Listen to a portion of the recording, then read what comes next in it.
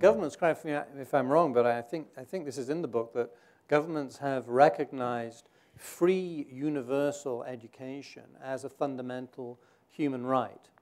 Is that correct? I mean, that's the United Nations, 1947, right. Declaration of Human Rights. There's Article 26 says you've got free and compulsory as one of our rights. We're compelled to go to these free schools. Now, one implication of your work is that this is a mistake, right? Because the commitment to that objective, the danger is that you crowd out the sector that you describe, that you discriminate against it in order to achieve that fundamental human right. I mean, this gets us back to to the beautiful tree. You uproot the old system in order to put in something better. Yes, and incidentally, Article 26 of the UN Declaration, it's got 3 paragraphs. Everyone knows that first paragraph, free and compulsory. There's a second paragraph, some guff about we should all know about how great the United Nations is. And then there's a third paragraph which was actually put in because many of the participants in that convention were afraid of the government monopoly idea of the first one. And the third one says that parents have a prior right to choose. So actually, the only system that actually fits in with the Declaration of Human Rights would, I think, be something like a voucher system, where, okay, it could be free for parents, but they have a right to choose. So, the UN Declaration is more complex than it seems. But that notwithstanding,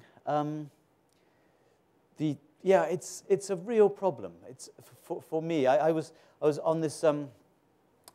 I was the World Bank nominee on a recent tour to Bihar, one of the poorest states in India, last week or the week before, evaluating the government of India's flagship education program. And they knew maybe my views were a little bit radical, so they put me alongside a guy who had created this new Right to Education Act in India, which is really enshrining the whole free and compulsory bit in education. And it was so incredible being with this guy, because we would travel, we were on a government mission, so I couldn't really go and see the schools that I wanted to see. But some people on the ground understood my interest in these low-cost private schools. And I would, they would stop the car for me, and I would get outside and just spend a few minutes looking at the school, writing furtive notes about it.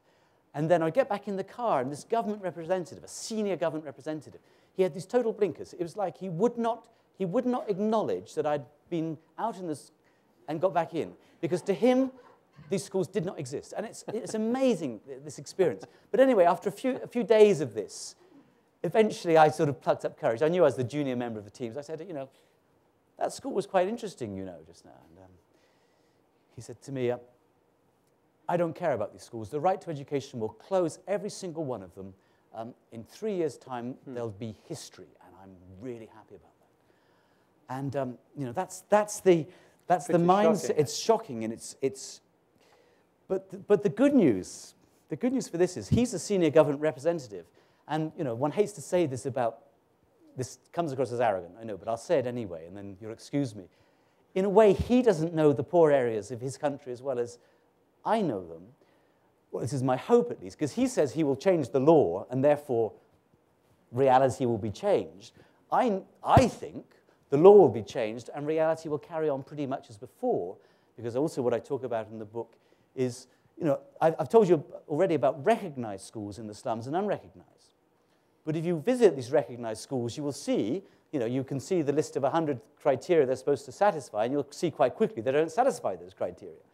How do they get recognized? Well, when I first went to these schools, I was rather naive, and I heard the government inspectors come 4 to 6 times a year. I thought, well, this shows real, interest on behalf of the government inspectors, I find out now, that they come to the schools, they take their money from the drawer, they take the register, they open the register, they take the money, they pocket it, and they go away happy. And everyone's happy, actually, because it's not, it means that the process is not that the law says this, and therefore the reality is that.